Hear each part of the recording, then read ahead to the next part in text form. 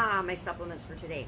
Happy day 56 of the BP Challenge. Sharon Horne-Ellstrom here. Today we're going to talk about handling conflicts, handling conflicting information. I think I've mentioned several times in the challenge so far that as I'm researching and studying and finding things out about how to lower my blood pressure, I get a lot of sources, really credible sources, that have conflicting information. They have different recommendations. They recommend things in different order. They recommend there's all kinds of conflicts in the information that I'm finding. Just like handling conflicting situations in our lives, we need to know, how do we handle when we get a bunch of information that one guru says X, another guru says Y, the third guru says Z, another one says X and Y, another one says T, and we just are left with our head spinning. How do we deal with this? What are we going to do? First off, we're going to put our cup of coffee down. I, for example, have got a couple of different books that I'm doing and dealing with for blood pressure. And I've got the internet, and I've got the Mayo book. I've got a whole bunch of different resources that I'm using.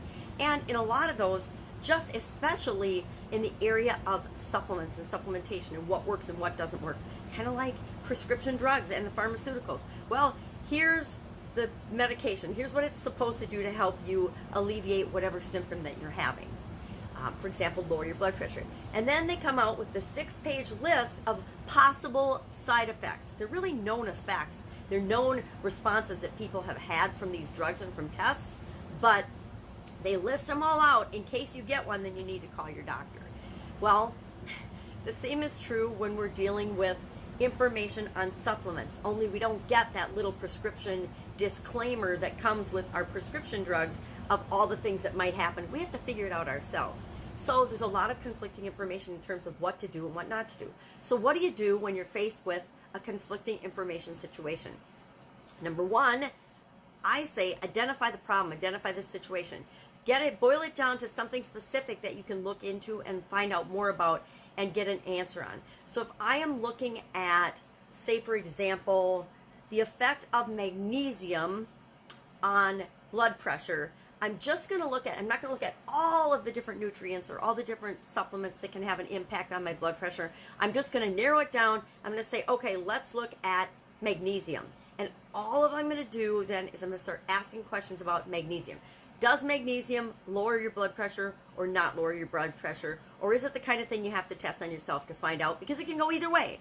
And I'm finding that a lot of the supplements with respect to things like blood pressure, anything else with us individually, by the way, is dependent on us testing it on ourselves. So I'm going to just focus in on magnesium, or I'm just going to focus in on whatever the problem is. Say two people are having a disagreement. Well, what am I going to do first? I'm going to identify the problem. I'm going to get them talking. I'm going to find out from them what is the basis of the conflict. What is the problem that they're having with one another? The same is true when I have a conflict from different specialists saying one thing or another. You find that a lot if you've ever had to go for medical tests or medical treatment. I've had a weird medical history, so I've spent a lot of time with doctors. You'll see one doctor and he'll say, yes, you have rheumatoid arthritis. Then you'll see another specialist and he'll say, no, you absolutely do not have rheumatoid arthritis. Then you'll see a third one and a fourth one and a fifth one. And by the time you've seen the fifth or sixth specialist, your head is spinning so fast, you have no idea what is going on with you. And so you just kind of chuck them all and you ask questions and you do your own research and you figure out what the best course of action is for you. Same with all of this conflicting information. Break down what is the exact situation that I can study. Then I'm going to ask questions about that. Is magnesium something that I should be looking at, me personally, to lower my blood pressure, or to at least test on myself to lower my blood pressure?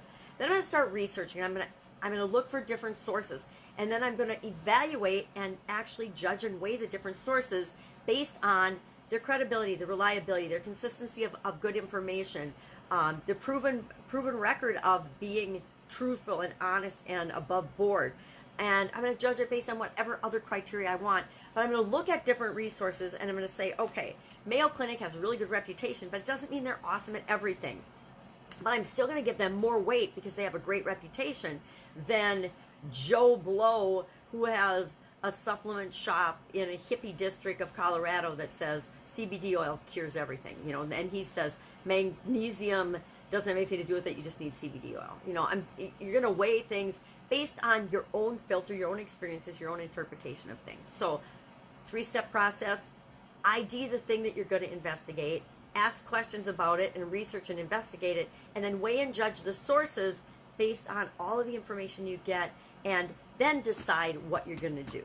That is exactly the process I used with all of the conflicting information when I decided that I was going to do a multivitamin, I was going to do a stress-reducing supplement, and I was going to do calcium and magnesium. As I researched those, and then I had to come up with, okay, well, what's the quantity of calcium and magnesium I'm going to try and start with? And that's how I did that, was by weighing the different sources. And a lot of times what I'll do is when there's conflicting information, I will just go out and I will look for, is there backup to the information that people are giving me?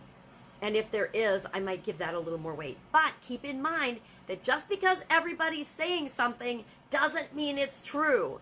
Just because everybody believes something doesn't mean it's right. I mean, we used to think the world was flat, right? The majority of people living at the time thought the world was flat. So what does that tell you?